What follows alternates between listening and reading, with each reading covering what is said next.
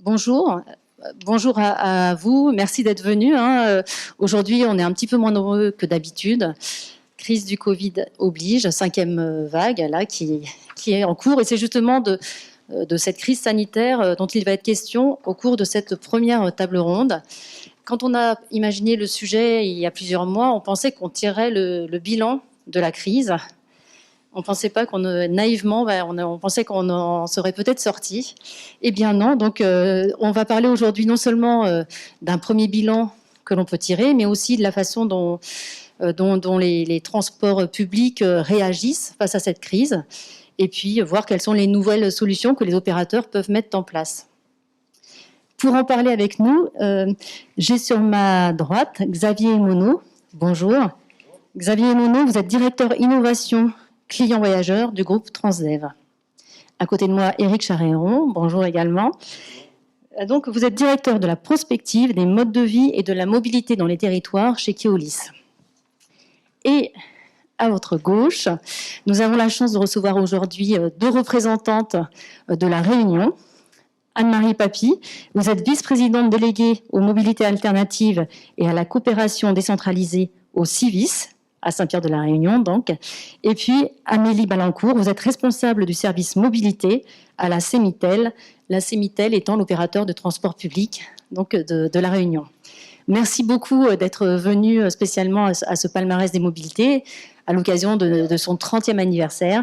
Merci à tous les cadres d'être donc avec nous. Et donc, je vous rappelle que cette table ronde va durer 1 heure et que, bien sûr, vous aurez la possibilité, si vous le souhaitez, de poser des questions à nos invités.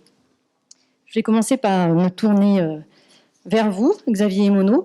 Et donc, pour savoir du côté de Transdev, quel bilan vous tirez aujourd'hui de cette crise ? Est-ce que les voyageurs ont massivement déserté les transports publics ? Est-ce qu'ils sont revenus ? Et puis, quelles sont les conséquences économiques pour le secteur ? Oui, merci beaucoup déjà de m'avoir invité. Bonjour à tous. Alors, même si c'est pas un bilan final qu'on dresse, mais c'est un bilan intermédiaire, il y a quand même un bilan à faire de cette situation Covid. Il y a 1 an, lorsqu'on faisait la même table ronde, on se disait, sortie de confinement, on serait à peu près à moins 20% de fréquentation. Et puis, sur 2021, on serait entre 80 et 90% de la fréquentation normale pré-crise. En fait, on ne s'était pas tellement trompé, donc on y est. Aujourd'hui, en tout cas pour les réseaux Transdev, on oscille entre moins 10 et moins 15% de fréquentation. Alors on pourrait se dire c'est pas extraordinaire, c'est pas non plus catastrophique comme le secteur de l'aérien qui est plus impacté. Et puis on a un aspect positif, c'est qu'en fait on est le pays peut-être un des moins impactés au point de vue transport public, parce que quand on regarde les niveaux de fréquentation dans d'autres pays, donc ceux dans lesquels Transdev opère, les chiffres sont plus impressionnants. Donc quelques exemples, l'Australie on est à moins 60%, les USA moins 50%, Pays-Bas moins 40%, Portugal, Allemagne moins 30%. Il y a juste la Suède qui est mieux positionnée que nous. Mais peut-être moins touché aussi par la crise sanitaire. Bien sûr, il y a des situations à chaque fois très différentes. Et justement, comment ça s'explique ? Quand on voit l'Australie, c'est moins 60%, vous avez dit ? Je pense que en tout cas les mesures en Australie sont beaucoup plus, on va dire, limitatives et restrictives que. Et puis ensuite, il y a une culture aussi de la voiture très différente. Donc voilà. Donc c'est pour ça que c'est vraiment pas comparable, mais on va dire qu'en France, on s'en sort pas si mal. Alors, du coup, nous on mène un certain nombre d'enquêtes. Là, du coup, on est à la 6e vague, alors pas de Covid, mais d'enquêtes pour mesurer les intentions de retour de nos passagers. Alors dernièrement, on était plutôt jusqu'à la 5e, on était plutôt très heureux. On voyait se profiler un retour à peu près à la normale. Et là, la 6e, ça tourne moins bien. En fait, donc quand on interroge, ce sont des personnes. On fait le tri, on prend celles qui utilisent les transports en commun d'habitude. Donc il y en a 88% qui déclarent être revenus, donc on est bien sur notre taux de fréquentation. Et il y en a 12 donc, qui ne sont pas revenus, et dans les 12, il y a 5% maintenant qui disent « je ne reviendrai pas dans les transports ». Je les utilisais avant, mais je ne reviendrai pas. Ce qui n'était pas le cas avant on était à 1%. Donc là, on a définitivement perdu une frange de nos usagers. Et après, il reste des indécis, puis d'autres qui envisagent de reprendre bientôt là, dans les 12%. Ce qu'il faut voir aussi, c'est que dans les 88% qui sont revenus, il y en a 10% qui disent j'utilise quand même moins. Donc, voilà, un double effet cumulé et impact sur la fréquentation. Alors évidemment, c'est très disparate, ça touche beaucoup pour nous les passagers occasionnels.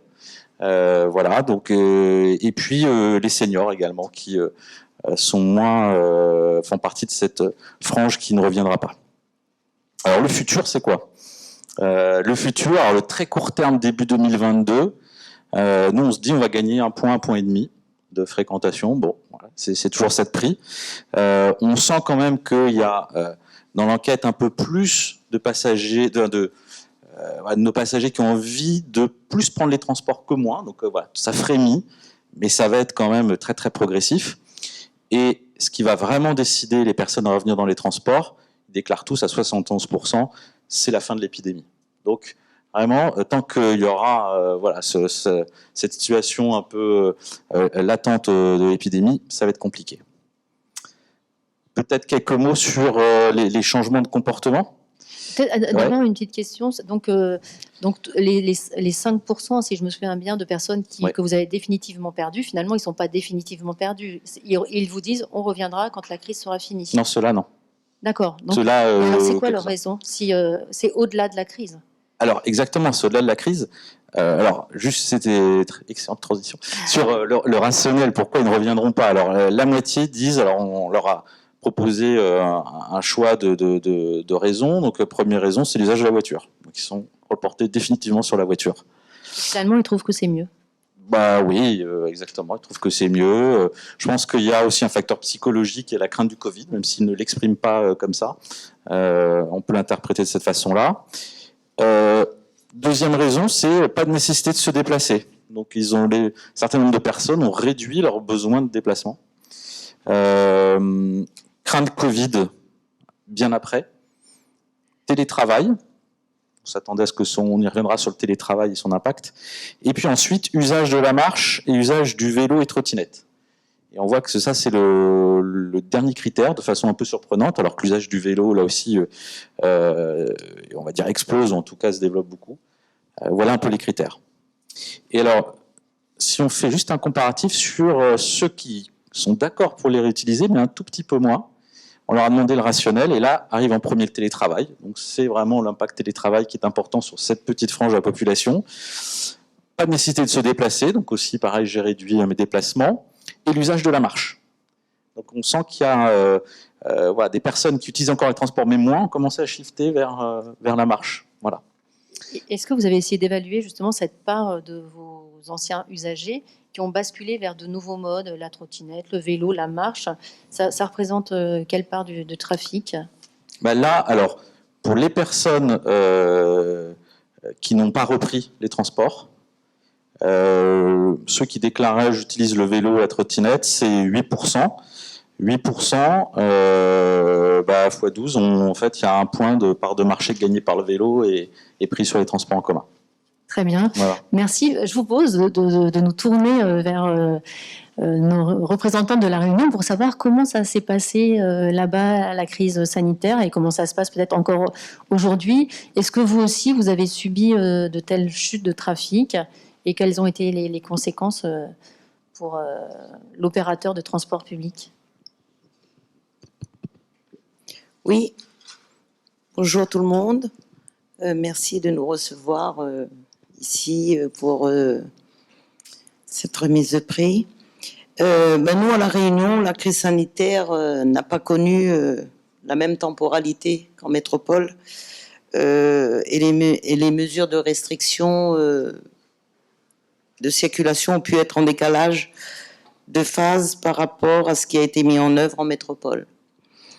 Pour autant, nous constatons aujourd'hui des effets qui, dans la moyenne des réseaux métropolitains, d'une chute de l'ordre de 85% de la fréquentation pendant le premier confinement, une reprise timide entre mai et décembre 2020 pour atteindre 80% de la fréquentation de l'année précédente à la même époque, et un plateau relativement stable à 90% de la fréquentation, mais 80% des recettes de l'année de référence 2019.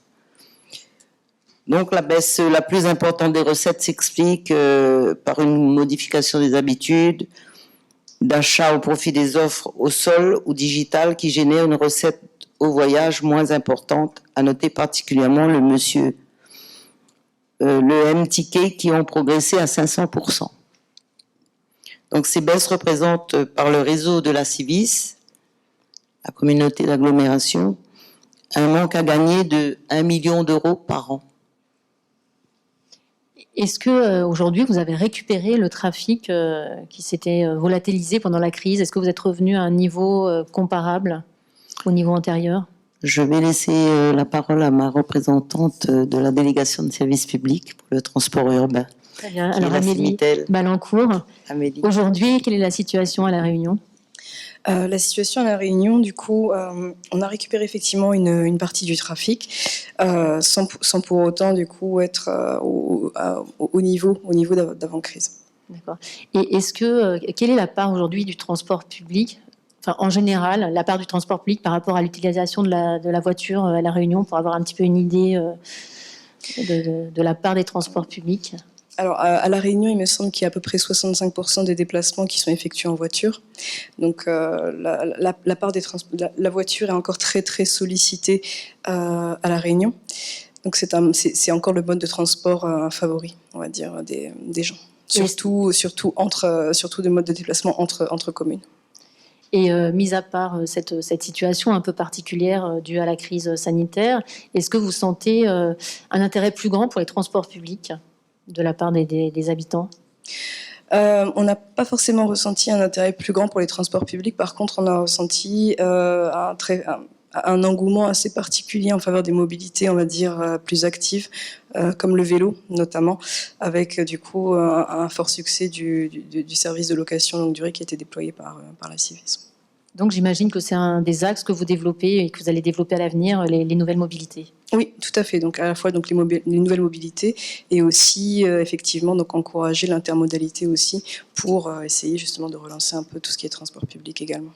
Merci. Éric Charéron, d'abord un mot. Enfin, j'imagine que vous avez à peu près les mêmes résultats de trafic que vos collègues de Transdev. Et puis voilà, que disent vos études et à quoi vous vous attendez pour l'avenir, puisque vous vous intéressez beaucoup à la prospective? Oui, bonjour, merci de l'invitation. Oui, les évolutions de trafic, on peut discuter effectivement. Moi, je serais un tout petit peu plus pessimiste peut-être que ce qu'a dit Xavier, c'est-à-dire que je pense qu'on peut être en dessous de moins 15% selon en fonction des situations locales, etc., qu'on peut être même en dessous de moins 20%. Voilà.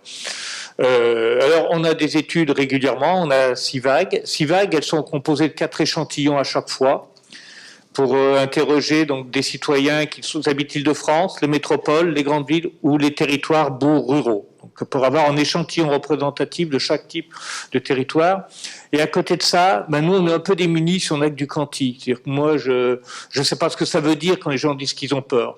Donc, on fait appel à des sociologues à côté et on a 5 vagues de quali où on interroge entre 60 et 100 personnes à chaque fois pour essayer de comprendre en fait les raisons qui incitent les gens à répondre à certains questionnaires. Alors qu'est-ce qu'on voit? D'abord, c'est qu'on est une société, vous le savez bien, qui est très divisée. C'est-à-dire qu'en fait, il ne faut pas essentialiser. Les gens, ça n'existe pas. Les gens, ils ne sont pas comme ça. Il y a de tout dedans. Donc il y a un tiers, en gros, qui trouve qu'il y a trop de contraintes. Il y a un tiers qui trouve qu'il n'y a pas assez de contraintes et pas assez de contrôle. Puis un tiers qui trouve que c'est le juste milieu. Et en fait, pour plein de choses, c'est un peu ça.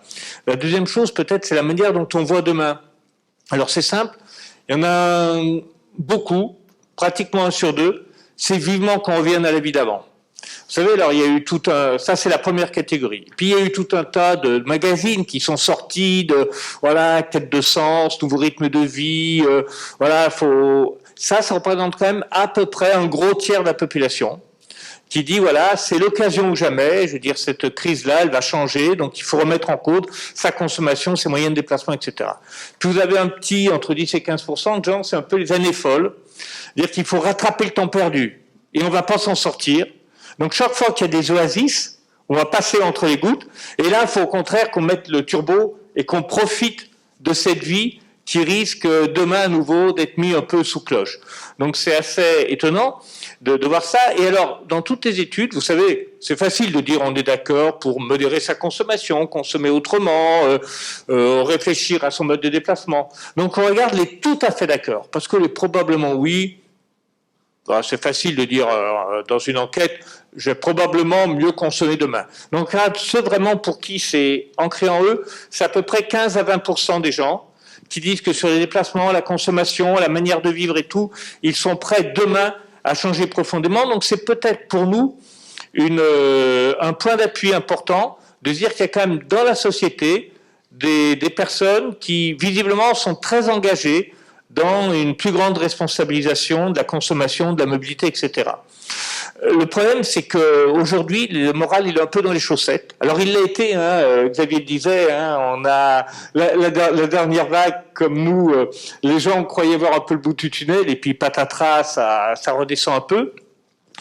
Donc ça, c'est vrai que ça dure, et plus ça dure, plus la perspective de sortie paraît s'éloigner. C'est-à-dire qu'aujourd'hui, alors qu'on ne parlait pas encore de 5e vague, de la pandémie, ça commençait juste à avoir des nuages qui commencent à s'amonceler dans le ciel. Hein. Vous aviez pratiquement 40% des gens qui disent de toute façon on n'en sortira pas après 2023, voire jamais. Et plus l'échéance paraît lointaine, c'est-à-dire plus les gens sont découragés, plus en tout cas il y a deux choses. Soit ça va donner sens à ceux qui veulent donner du sens à leur vie et protéger la planète, ou au contraire, à ceux qui veulent en profiter parce qu'on ne va jamais en sortir. Voilà, donc ça, et en attendant peut-être sur les... Donc ce qu'on constate très fortement, c'est une déshabituation, les sociologues nous ont dit, j'aime bien ce mot-là d'ailleurs, parce qu'il reflète bien ça, la déshabituation des activités. C'est-à-dire que vous regardez le chiffre du Centre national de cinématographie, c'est moins 30% au mois d'octobre, pas par rapport à 2020, par rapport à 2019, malgré toutes les sorties qui ont été attendues d'être sorties là. Donc, il faut donner un peu un coup de pied au derrière, parce qu'on a pris d'autres habitudes, parce qu'on est devenu un peu plus casanier, pour certaines personnes, hein, pas pour tout le monde. Et ça, c'est effectivement un vrai danger. Comment on va redonner envie de faire sens en commun, que la vie, elle revive, que les territoires revivent, qu'on se retrouve avec plaisir et qu'on ne soit pas craintif. Donc là, il y a un véritable enjeu pour tous les acteurs de la société et bien sûr pour les acteurs de la mobilité. Mais vous disiez, lorsqu'on s'est parlé au téléphone il y a quelques jours, c'est la désaturation, finalement, c'est une bonne chose. Il faut savoir l'accompagner. Ah, ça c'est clair. Enfin, je veux dire, il y a un nouvel ordre sanitaire. Depuis le départ, les sociologues nous disent, enfin au bout de la 3e vague Cali, ils nous ont dit on voit émerger une attente très forte, c'est-à-dire que les Français qui étaient un peu pointés du doigt au niveau mondial quelquefois sur un certain nombre de pratiques d'hygiène dont on disait que là tout d'un coup ça revient très nettement. C'est-à-dire que le lavage de main, le gel hydraulique partout, le gel hydroalcoolique un peu partout, et la désaturation. Parce que le transport public fait plus peur que d'autres secteurs. On a plus peur dans les transports publics, quels qu'ils soient, TER, TGV, etc., que dans une fête familiale ou dans un anniversaire ou dans un mariage. Pourquoi ? Parce que dans le transport public, on ne connaît pas nécessairement son voisin. Alors aujourd'hui, c'est la connaissance, on attribue de la confiance par rapport au fait d'attraper au Covid en fonction de la personne que l'on connaît. On connaît, c'est de la famille, 85% de confiance. Que ce soit des cousins, des petits-fils ou mon foyer, entre 82 et 85%. Collègues, ça va, voilà. Quelqu'un que je ne connais pas, c'est 30%. Donc nous, on est pénalisés dans le transport public parce qu'en fait, non seulement on n'y trouve pas de plaisir, globalement, enfin, je veux dire, c'est pas un endroit non plus de plaisir, et en plus, on est plusieurs. Donc la désaturation, c'est un enjeu essentiel de demain. Il y a moins de monde, tant mieux. On s'en fiche d'avoir des gens qui prennent le transport public pour faire 1, 2 ou 3 stations en tramway ou en métro. 20-30% des tramways sont en fait utilisés par des gens qui font correspondance, par opportunité, parce voilà, pour faire 2 ou 3 stations, c'est-à-dire 800 mètres, 1 km 2, 1 km 500. Donc une partie pourrait le faire autrement. Donc remplir à tout prix, mesurer la fréquentation que par des voyages, est-ce que ça a vraiment en fait un sens par rapport au déplacement ? Est-ce qu'il faut vraiment inciter tous les gens à reprendre en correspondance un trajet pour 2 stations, alors que peut-être Peut-être ils pourraient le faire autrement. Si vous êtes fatigué, chargé, bien évidemment que non. Mais une partie d'entre eux pourrait le faire. Donc on pourrait dire comment on peut révéler les itinéraires piétons. Comment on peut donner envie aux personnes de se dire, voilà, il y a un autre réflexe qui est à prendre et je veux mixer une expérience, marche et transport public. Xavier l'a dit tout à l'heure. La marche, d'ailleurs, elle est ressortie plus fortement que les deux roues. C'est-à-dire que la marche, elle est universelle et invisible. Donc comment en fait donner envie aux gens de se repérer dans leur ville, de se déplacer, etc. Ça, c'est le premier point. La désaturation, on n'y arrivera que par un ensemble de ruisseaux. Le deuxième, peut-être qu'enfin, on va pouvoir remettre sur le dessus de la pile le dossier des étalements horaires. Ça fait 8 ans que je cite toujours le même exemple. Enfin, 2 exemples. Celui de Rennes Métropole.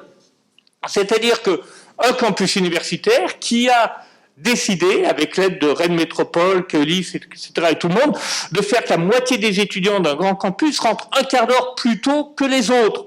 Ce qui fait qu'il n'y a pas eu besoin d'assez de nouvelles rames de métro et plus de confort. Donc là, vraiment, et je sais que la présidente de la région Île-de-France était très sensible à ce thème-là, mais c'est difficile. Peut-être que là, on peut trouver une convergence d'intérêts sur à la fois les campus, les entreprises et les opérateurs pour enfin mettre en marche cette révolution du bureau des temps, de la marge des temps, de l'harmonisation des temps, pour que tout le monde ne s'entasse pas au même moment. Troisième point, on a fait de grandes études sur les gens qui sont fragiles. On est dans une société de la fragilité. La France a gagné entre 2008 et 2018. Alors, la problématique est différente, effectivement, hors France métropolitaine. Mais dans la France métropolitaine, la population a augmenté de 2,7 millions, 2,8 millions en 10 ans. D'accord ? 2,5 millions, c'est des 60-75 ans. 700 000, c'est des plus de 75 ans. C'est-à-dire que les moins de 60 ans ont baissé. On est dans une société de la transition démographique avec des baby-boomers qui vont arriver à la tranche des plus de 75 ans. On est dans une société du progrès de la médecine où vous avez quasiment 11 millions d'individus en France, dire 20% de la population de plus de 15 ans qui est dans un protocole des affections longue durée. Tumeur maligne, diabète, ALD étant les 3 paramètres qui sont les plus importants, enfin les 3 maladies les plus importantes, plus tout un tas d'autres choses qui font que vous n'êtes pas en ALD. Les gens, qu'est-ce qu'ils nous disent ? Quel est leur point commun entre tous ? Enfin, entre les plus de 75 ans, pas d'essentialisation, mais les gens, on va dire, qui fatiguent. C'est qu'un, ils n'aiment pas le dire, mais 2, ils aimeraient bien qu'on les écoute. Et le fil conducteur, c'est lutter contre la fatigabilité. Et quand on les interroge avec des sociaux, et qu'on les accompagne, ils nous disent « mais on s'en fiche de mettre 10 minutes de plus à certains moments. Ce qu'on veut, c'est être confort. » Donc si vous nous dites qu'à certains moments, il faut aller à contresens pour prendre une ligne au terminus, et comme là, on sera assis, ben on sera mieux. Et comme ça, on ne prendra pas le bus ou le tram là, dans le sens où il y a du monde, mais on fera un trajet un peu plus long, mais on sera assis. Et ça, c'est aussi une combinaison. Et puis, des éléments tout simples. Vous savez bien que 70% de nos utilisateurs physiques, pas du trafic, sont des occasionnels, sont des irréguliers. Ils ne savent pas qu'à 15h, il y a une sortie d'un lycée, des internes du lycée agricole. Ils ne savent pas que tel jour, il y a un train qui arrive, qu'il y a du monde. Donc, quand on sait qu'on va faire comme les Suisses, tout simple, de dire à 17h, il y a du monde, 16h50, vous pouvez encore prendre, c'est bon. C'est en combinant ce type de mesures qu'on arrivera peut-être, à faire en sorte que la désaturation soit en marche et que ce soit peut-être l'occasion, la crise, d'offrir enfin une amélioration des conditions, parce qu'un bon bus ou un bon tram, ce ne sera pas un bus ou un tram qui aura les mêmes conditions de transport qu'il avait il y a 3 ans. C'est terminé. Il faut arrêter de rêver en disant « ah là, 80 ou 70 personnes dans un solaire, c'est bien ». Non, ce n'est plus jugé supportable par une grande partie de la population. Donc c'est un enjeu essentiel, associé bien sûr au développement des modes doux. Merci, vous avez lancé plein de pistes sur lesquelles on va bien sûr revenir. Mais d'abord, Xavier Emono, est-ce que vous diriez comme Éric Charéron, finalement, on s'en fiche que tous les voyageurs ne reviennent pas dans les transports publics ? Alors,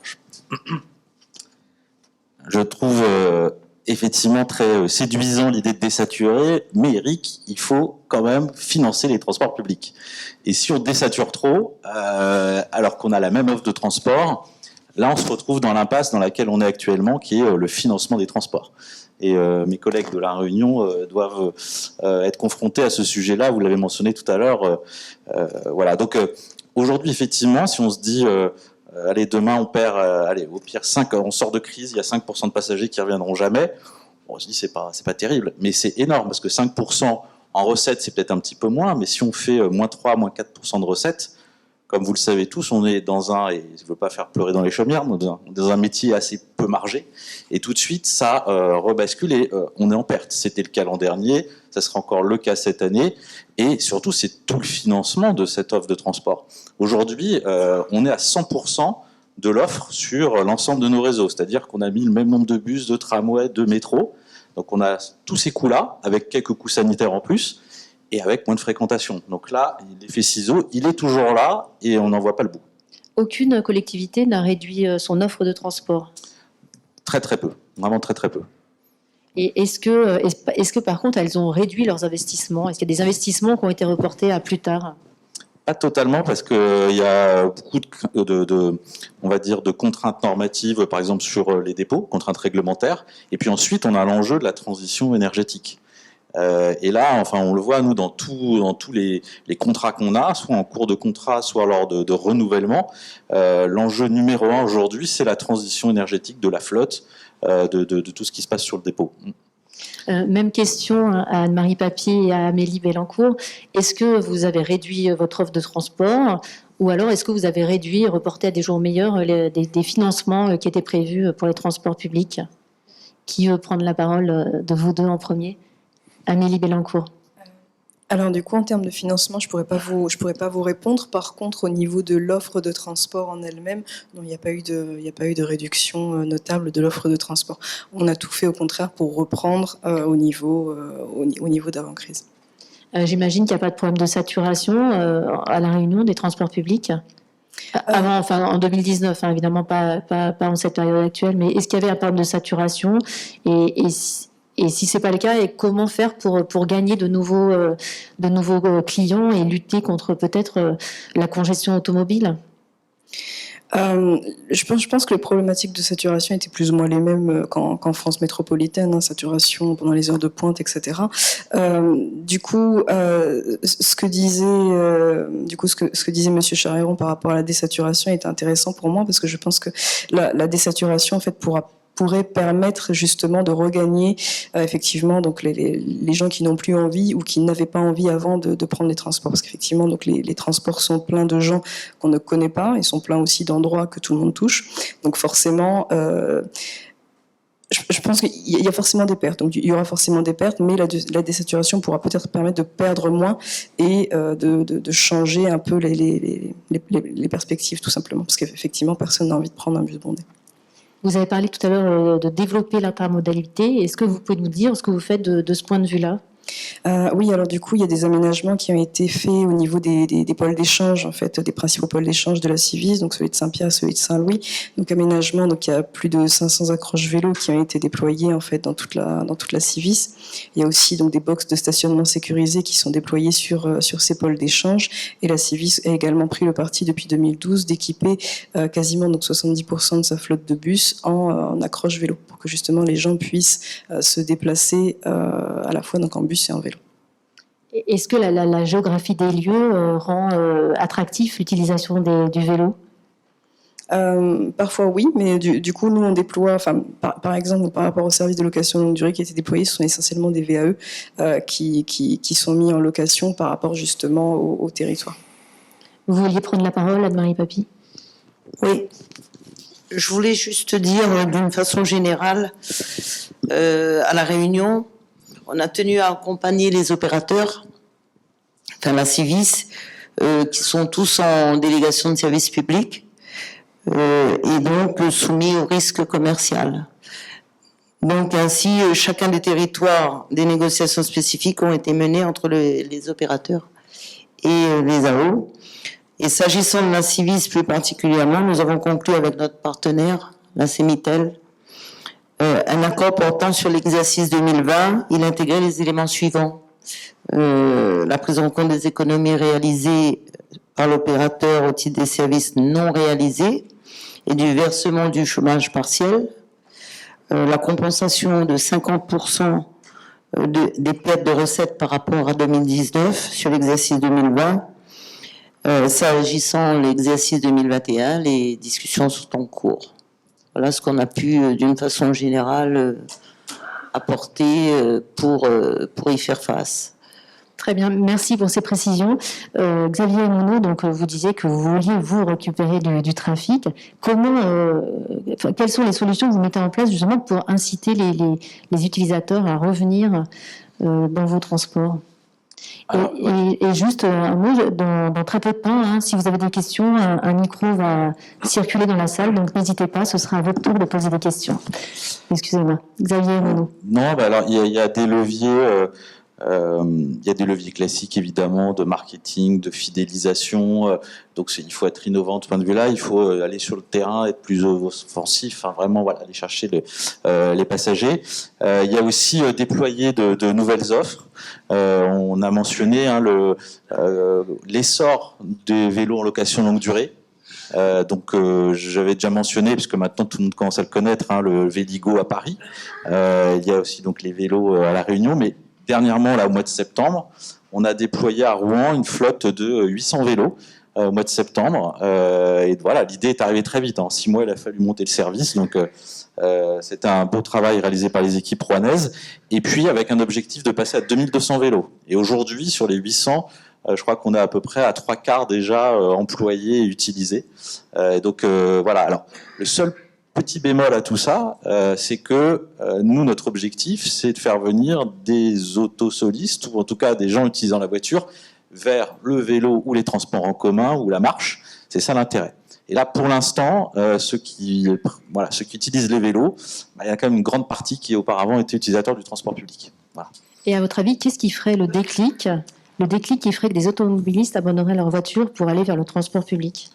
Alors, moi, je ne crois pas trop au prix de l'essence. Un peu, évidemment, ça a un facteur. Moi, je crois beaucoup que notre enjeu, c'est de convaincre les gens que de prendre un transport partagé, c'est vertueux pour la planète. Donc, tant que ça ne s'ancrera pas dans nos schémas, ça ne fonctionnera pas. Alors, il ne faut jamais ramener les exemples à soi-même, mais dernièrement, j'étais en déplacement à plusieurs endroits. J'avais le choix entre, je ne sais pas où je vais, entre la gare, parce que je n'ai pas regardé avant, je vais prendre un taxi.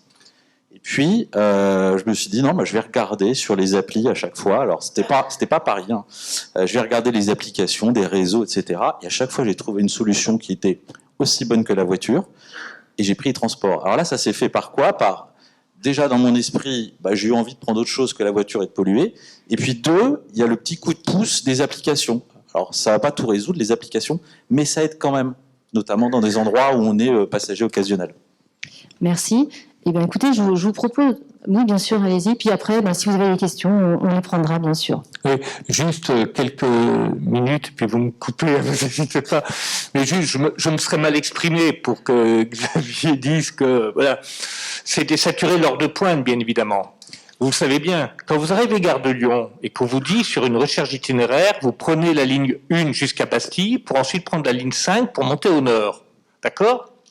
Alors que quand vous êtes gare de Lyon, vous pouvez très bien aller prendre la ligne 5 de métro, quai de la Râpée, en prenant le boulevard Diderot, sur votre gauche, d'accord. Ça fait 2 voyages si vous prenez la ligne 1, mais vous avez une expérience qui n'est pas très bonne, parce que vous faites correspondance à Bastille, qui est une station qui n'est quand même pas au top de la modernité et des échanges, mais ça fait qu'un déplacement. Si vous allez à pied jusqu'à la station quai de la Râpée, vous avez toujours un déplacement. Donc c'est très vertueux pour les transports publics. On n'est pas là pour transporter le plus de gens qui n'apportent pas de recettes supplémentaires. Si l'expérience voyageur, elle est mieux, parce que les gens vont effectivement faire une partie à pied, mais payer sur la partie la plus longue sur le mode de transport public le plus long, c'est plus intéressant pour nous. Donc, ce que j'incitais plutôt, c'est est-ce qu'il faut raisonner, vous le savez bien, en voyage, c'est-à-dire en unité, en nombre de consommation qui monte dans les bus, ou est-ce que quand je fais Pardieu-Bellecour, que je prenne 2 métros, que je prenne les métros et que je profite du panorama sur le Rhône pour traverser le pont à pied pour la Bellecour, j'ai toujours un déplacement. D'un côté, j'ai 2 voyages, de l'autre côté, j'en ai un. Qu'est-ce qui est le plus vertueux? C'est bien évidemment la personne qui va prendre un métro et qui va terminer à pied. C'est plus vertueux et ça ne fait pas perdre de recettes. Mais ça veut dire aussi qu'il faut qu'on ait en dehors de la pointe de l'offre en milieu de journée pour que les gens ne soient aussi, d'abord que ça corresponde aux évolutions des modes de vie, hein, c'est-à-dire les métiers qui se développent aujourd'hui ou qui sont sous tension, c'est des métiers qui n'ont pas des rythmes réguliers. On parle beaucoup du télétravail. D'accord? Il y a 5 millions de Français qui peuvent à peu près télétravailler si l'entreprise les permettait. Et on a 16 millions, c'est totalement impossible. totalement impossible. Comment vous faites quand vous êtes BTP, ouvrier dans le bâtiment, quand vous êtes aide-soignant, quand vous êtes dans le paramédical, agent de sécurité, etc. Comment vous faites? Donc de toute façon, c'est ces métiers-là qui se développent. Manutentionnaire, dans les entrepôts Amazon, 800 000 conducteurs. Comment on fait? Donc là, il faut bien effectivement arriver à saisir ces gens-là. Et puis deuxième point, je dirais peut-être pour le futur, mais très vite, il faut reconnecter les gens à la nature. Ce dont les gens ont souffert dans les grandes métropoles. Une grande majorité des personnes ont souffert dans les grandes métropoles d'être déconnectés du patrimoine naturel à côté. Et ils l'ont redécouvert pour une partie d'entre eux. C'est-à-dire que de se dire, ah là, mais tout compte fait, à 10 km, à 15 km, on a des choses qui sont pas mal. Et donc, comment va-t-on concilier le fait que dans les cœurs de ville, à Nantes, à Angers, à Nancy, à Metz, à Lyon, il y ait pratiquement entre 40 et 50% dans le cœur des métropoles, dans les quartiers denses, des ménages qui n'ont pas de voiture. Comment va-t-on faire pour qu'ils aient toujours envie de vivre en ville, mais en pouvant, le week-end, au moment où justement on a le matériel, etc., pouvoir bénéficier du patrimoine naturel de proximité. Puis le dernier point, Xavier en a un peu parlé, c'est comment on a une vision régionale. C'est-à-dire qu'aujourd'hui, l'accroissement de la mobilité, elle est liée aux gens qui vivent à l'extérieur des grandes villes. Je vous donne juste un chiffre parce qu'il est facile à se souvenir. Bordeaux, l'aire d'attraction de Bordeaux, a pris 500 000 habitants en 50 ans. 500 000 habitants. 0 sur la ville de Bordeaux. Enfin, moins 10 000 même. En 50 ans. 250 000 dans les autres communes de la métropole et 250 000 hors métropole. Comment on fait pour faire en sorte que les habitants supplémentaires, parce que les villes ne sont pas capables, avec la décohabitation, c'est des phénomènes de société, mais comment on va avoir une vision régionale? Comment on va tenir en fait du compte que les bassins de vie, ils jouent entre eux, et comment on va arriver à proposer des solutions pour les occasionnels, pas que pour les domiciles-travail. C'est-à-dire qu'une ville, elle rayonne très loin. Si vous prenez si vous prenez l'aire d'attraction de la ville, pour l'INSEE, c'est 200 000 habitants qui sont en dehors de la métropole. Mais c'est quasiment 5 fois plus, 1 million de gens, d'habitants qui sont plus près de Caen, de l'IKEA de Caen, du centre hospitalier de Caen, du campus de Caen, de grands centres culturels que celui de Rennes, que celui de Rouen, que du Havre, que du Mans. Donc c'est 1 million de personnes et la majorité d'entre eux, ils y viennent de manière occasionnelle. Et tant qu'on n'a pas résolu les problèmes liés à l'articulation des déplacements occasionnels qui vont dans les villes, on aura toujours des problèmes de congestion. Les tarifs sont toujours conçus pour les abonnés en général, notamment dans le TER qui est hyper attractif. Le fer on est dans tous les pays, c'est hyper attractif pour conquérir des gens qui sont en voiture. Il faut qu'on casse cette logique héritée de 1945 où les cartes hebdomadaires de travail étaient à l'époque très avantageuses par rapport au ticket unité. Mais le ticket unité, c'est la clé d'entrée pour des tas de gens qui aujourd'hui ne vont qu'une fois de temps en temps dans les villes. Et comment on lutte contre la voiture avec le GPS pour que ce soit facile, simple, fluide, en tarif, en information, en combinaison des modes, avec des gares TER en périphérie comme à Bordeaux ou à Lyon, où les gens peuvent ensuite rejoindre les pôles périphériques qui se sont développés. C'est tout ça. Enfin, moi, je dis ça, mais j'y crois profondément.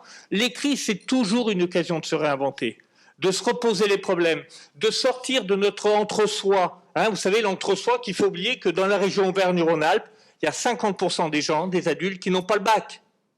Et on finit par l'oublier, parce que quand on habite Paris, il y a 40% des gens qui ont le bac plus 5, quand on habite dans le reste de la France, c'est 10%. Donc effectivement, c'est comment on arrive à sortir de notre entre-soi, comment on ne tombe pas dans les pièges et comment on évite l'essentialisation. Et c'est en comprenant bien la prospective du présent qu'on arrivera sans doute à trouver des solutions optimistes pour faire en sorte que de nouvelles personnes puissent venir vers la mobilité vertueuse. Mais il faut pour ça qu'on regagne nos lettres de noblesse. Merci. Et est-ce qu'il y a des questions dans la salle? Bien sûr. Et pour compléter ce que vient de dire mon voisin, je dois en témoigner ici avec les services qui représentent le transport et les mobilités alternatives. À La Réunion, cette pandémie nous a permis de propulser les déplacements et les mobilités alternatives. Nous avons au début de la pandémie, on était à 35 VAE. Aujourd'hui, on est à 1200 pour arriver encore à plus de 1000 en 2022, si mon directeur me confirme. Et en même temps, ça a fait évoluer les mentalités sur l'usage de la voiture à tout prix, sur les 3 derniers kilomètres où on prend quand même sa voiture. Et ça nous a en même temps permis de développer un déplacement à vélo en matière de tourisme sur les VAE en location libre, sur l'apport pour des jeunes qui n'ont pas la possibilité d'acheter une voiture et qui aujourd'hui peuvent louer un vélo pour aller en formation, pour aller travailler ponctuellement. Et ça nous permet aussi de développer des emplois autour des métiers du vélo qu'on a bien besoin parce qu'on veut aller plus loin avec les déplacements doux et les modalités de transport. Et en même temps, on a des communes qui emboîtent le pas avec nous et qui justement s'appuient sur nos services pour mettre en place les mobilités alternatives. On débute, mais on est quand même le précurseur et je voulais en témoigner ici et vous dire que le vélo, dans quelques années, se portera bien. Et pour ça, nous avons besoin de toutes les forces partenaires, État, pour développer les mobilités alternatives à La Réunion. C'est pas facile parce que nous travaillons sur de l'existant en matière d'infrastructure et de construction de voies de vélo. Donc voilà, on a besoin de tous pour cette transition en matière de mobilité. Voilà ce que je pouvais en témoigner aujourd'hui. Et peut-être je donnerai la parole à monsieur Fabien Miguel qui nous accompagne, le DGA. Bien sûr. Et qui pourra plus... on peut peut-être vous passer la parole si vous le souhaitez. Vous pouvez venir nous rejoindre sur scène hein, si vous voulez. Et en attendant, réfléchissez à vos questions si vous en avez. Ce sera bientôt le moment, le temps que monsieur nous rejoigne sur scène. Vous avez qu'à nous poser la question en attendant et puis après on donnera la parole à... Mais venez avec nous, venez nous rejoindre. Prenez ma place, moi je vais me mettre debout. Merci, j'avais une question à M. Charemont qui a évoqué les personnes âgées. Alors, autant effectivement un jeune retraité peut être sans doute une cible intéressante pour le transport public, surtout s'il est à l'aise avec l'informatique, et il y en a. Autant les plus de 75 ans que vous évoquiez comme de plus en plus nombreux, ça paraît moins évident. Donc, comment vous imaginez toucher ces clients potentiels-là? Est-ce que notamment le numérique peut pas être un frein, voire un obstacle, sachant que par ailleurs la présence humaine tend plutôt à se réduire, je pense au guichet SNCF par exemple. Donc comment appréhender ces populations-là? Bon, pour citer juste un exemple personnel, mes beaux-parents sont passés directement de la voiture à l'EHPAD là récemment, donc vous voyez, sans passer par une case intermédiaire. Est-ce que c'est possible? Je ne sais pas. L'objectif, c'est alors d'abord, les seniors, ça ne veut rien dire. C'est-à-dire qu'effectivement, vous avez raison, selon les tranches d'âge, selon notre fatigue, c'est très inégal, les effets du vieillissement.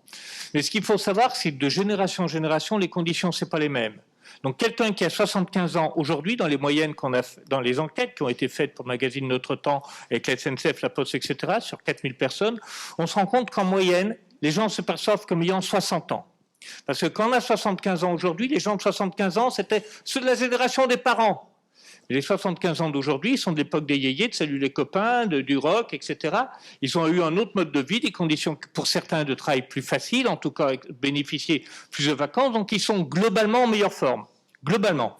Et aujourd'hui, si vous prenez l'Eurométropole de Strasbourg, dans les enquêtes qu'ils ont fait entre 2009 et 2019, les gens de 75 ans ont exactement la même mobilité que quand ils avaient 65 ans 10 ans avant.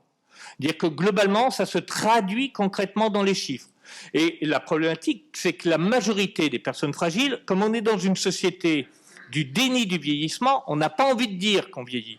On a envie qu'on soit attentif, et notre gros défi, vous avez raison, c'est comment on travaille sur la dépendance avant, dire comment on va lutter contre la déprise, c'est-à-dire le lâcher-prise de se déplacer, parce qu'on a peur, parce qu'il n'y a pas de banc sur les trottoirs, parce qu'il n'y a pas de toilettes publiques, parce que les abribageurs sont pas assez confortables, parce que les conducteurs ou les conductrices peut-être certaines fois font pas assez attention. Comment en fait on va permettre à ces personnes-là, dans une société qui se fragilise, de se sentir bien par un ensemble, alors c'est un écosystème vertueux du piéton, hein, mais cet écosystème, en tout cas du piéton, du transport public, va permettre sans doute à des gens de pouvoir, et que les gérontologues, les oncologues, les diabétologues, les psychiatres sont tous d'accord, plus on marche, plus on maintient une activité physique, une activité sociale, plus on a des chances de vivre un peu plus longtemps et plutôt en bonne santé. Donc là, il y a un enjeu majeur santé publique, de mobilité, sachant que tout ça, ça va contribuer à développer la marche, et je redis toujours, la marche, c'est le critère de paisibilité d'une ville, de tranquillité d'une ville. Donc tout ça fait que c'est quelque chose d'universel et de plutôt harmonieux. Mais il faut se remettre en cause, c'est-à-dire qu'on n'a pas affaire qu'à des cadras connectés, en forme, qui font du vélo. Il faut qu'on s'adresse à tout le monde dans une société qui se fragilise. Merci pour votre question. Et Xavier Monod, vous souhaitez compléter? Je vous laisse la parole après, pardon. Et votre exemple était intéressant sur l'EHPAD. Je pense qu'il y a quand même...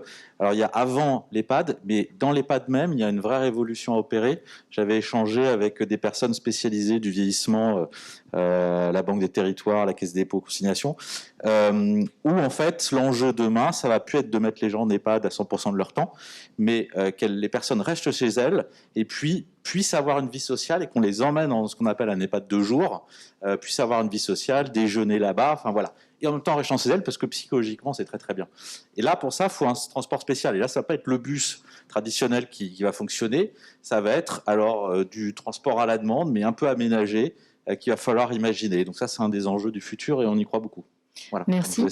Avant de vous reproposer la parole, je voudrais me tourner vers Fabio Miguel. Donc, vous êtes directeur général adjoint de la CIMIS. Peut-être un mot, vous aussi, sur la marche. Est-ce que c'est un mode qui vous paraît prometteur? Et puis, voilà, si vous voulez compléter les propos d'Anne-Marie Paty. Oui, bonjour et merci à tous de m'avoir invité. Donc, pour continuer sur la partie transport à demande un peu spécifique, oui, on a mis en place aussi des bus spécifiques de transport à demande pour des personnes à mobilité réduite. Et ça commence à bien prendre parce qu'on n'en a pas mis beaucoup, on n'en a mis que 4 au début. Et sur tout le territoire, si vous connaissez un peu la Réunion, la Civie, c'est les 6 communes du sud qui sont Saint-Pierre, Saint-Louis, Étang-Salé, Cilaos, Les Avirons et Petite-Île. Et dans le cadre de la mobilité, oui, la marche aussi est importante pour nous parce que il y a plein de petites balades qui peuvent se faire au niveau du sentier littoral qui existe. Et aussi, c'est aussi une façon pour nous de mettre en avant des sentiers qui sont repérés avec des temps de marche entre un point A et un point B. C'est toute cette politique aussi qui est en train de se mettre sur place dans notre collectivité, de notre PCI sur le territoire. Pour reprendre aussi et rebondir ce que vous avez dit tout à l'heure sur le plateau, c'est dans cette période de crise aussi que nous, en tout cas nos politiques, notre président, il a continué à investir.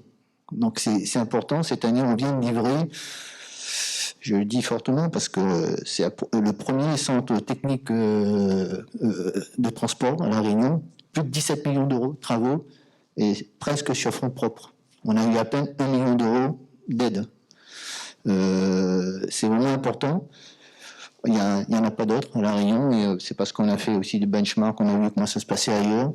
Et quand on parlait de demain, d'autres mobilités, parce qu'on est obligé de se mettre au diapason sur les nouvelles énergies, donc on réfléchit aussi à l'hydrogène, on réfléchit à toutes ces nouvelles composantes qui doivent être prises en compte dans nos investissements futurs pour nos bus. Parce que vous êtes comme moi au fait que quand on doit acheter maintenant des bus, on a un quota de bus qui doit être vertueux. De plus en plus, on doit avoir des bus électriques, des bus hybrides. Et ça coûte énormément cher. Et quand on fait le lien pour développer la planète, La Réunion aujourd'hui, c'est encore 70% de charbon. Puisqu'on a 2 usines à La Réunion qui font de l'électricité au charbon. Donc il faut d'abord on décarbone ces usines avant de mettre en avant que je suis vertueux, j'ai acheté une voiture électrique, parce que quand on branche sur notre 220 volts, il vient du charbon à 70%. Et ce que disait la vice-présidente, en termes d'investissement aussi, on a aussi ces dernières années nous contribué à créer des voies TCSP, ça n'existait pas. Ici, quand on vient à Paris, on voit il y a plein de voies de TCSP, plein de voies de vélo, mais Nous, ça fait à peine 50 ans qu'on est département. On a beaucoup de retard, on a beaucoup de travaux à faire. Et c'est petit à petit qu'on essaie de le faire. Heureusement qu'il y a un peu d'aide au niveau européen sur les fonds FEDER. L'objectif pour nous, c'est de faire une ligne directe entre le Goal et Saint-Louis, qui est la deuxième grosse ville de l'EPCI, jusqu'à l'hôpital de Saint-Pierre, qui est à l'est de la ville.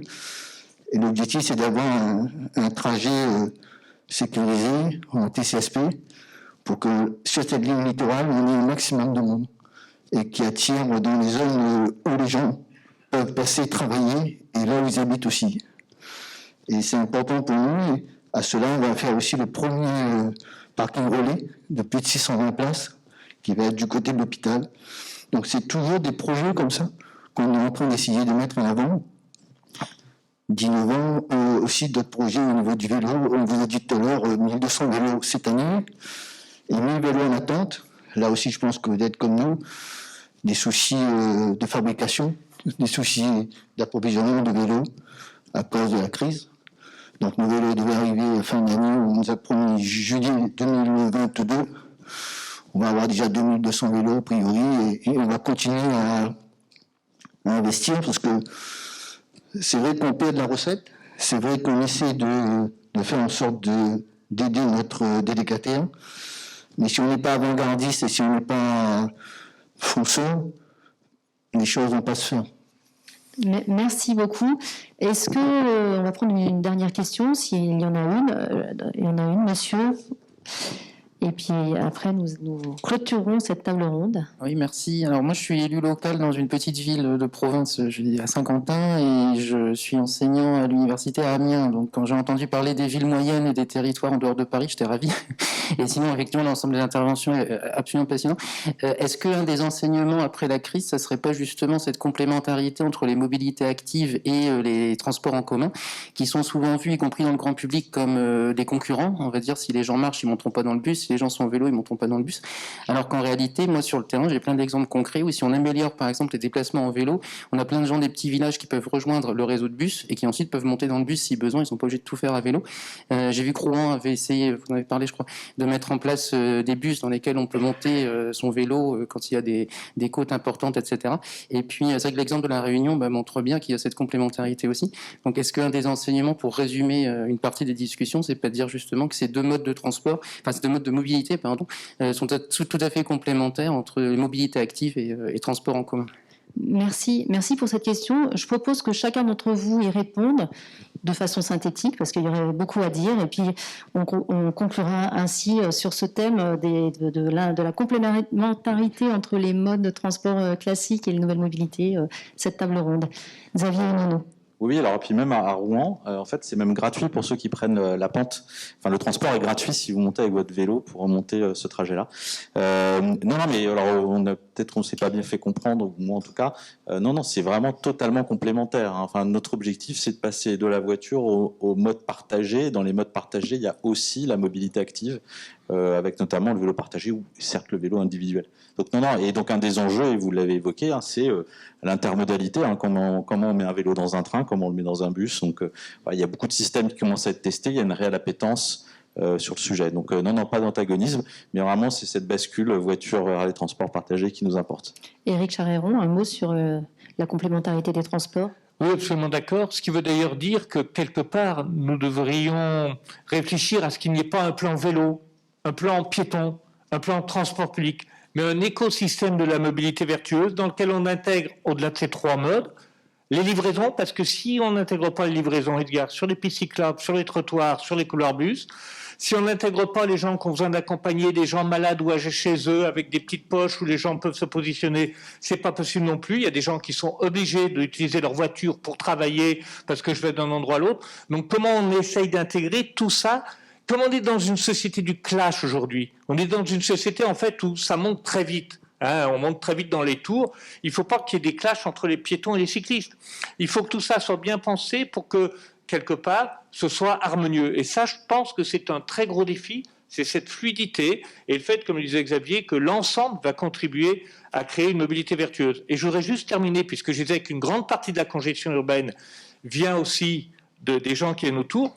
Quand on habite dans des villes, y compris dans des petites villes qui font partie de l'aire d'attractivité des villes. Prenons l'Arbrel au côté du Rond-Falaise autour de Caen.